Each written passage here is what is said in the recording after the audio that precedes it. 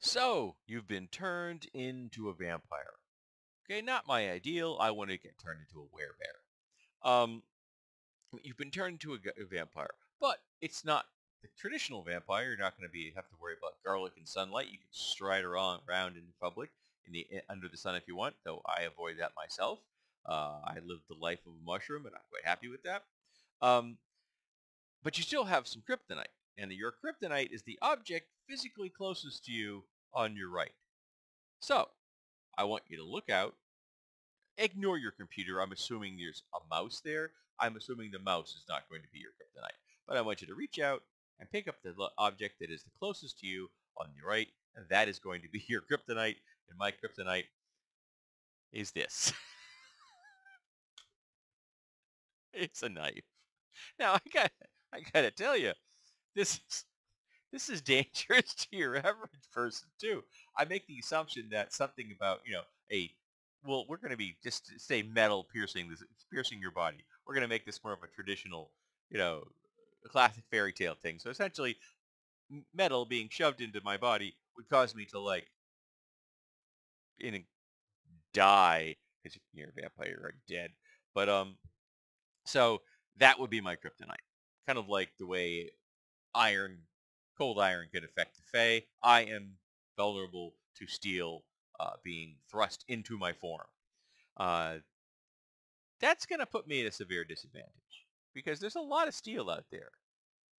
And even if bullets aren't going to be my danger, because the bullets, for the by and large, are not lead or coated in copper, um, someone's eventually going to figure out that iron's my kryptonite, and will then make rounds, even if it's a musket, out of steel. They just use a ball bearing, and a ball bearing being put forth in a slingshot by someone strong enough, like George Spray from the Slingshot channel, for an example, who was able to produce the same amount of force as a 38 caliber round with a elastic slingshot.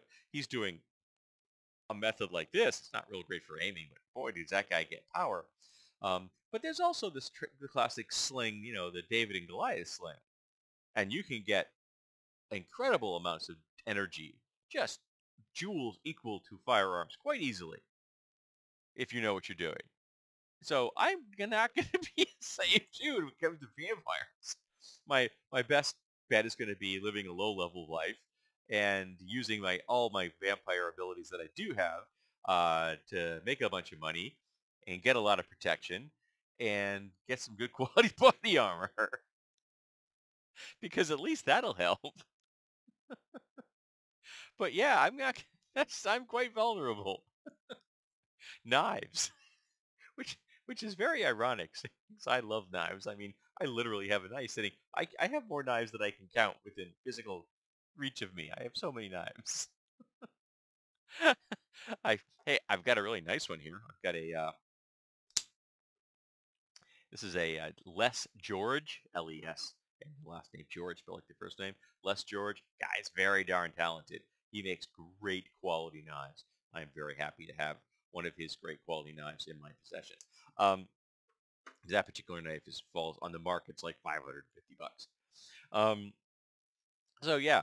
So tell me, what are you vulnerable to? What is your kryptonite as you enter the world of being a brand new vampire?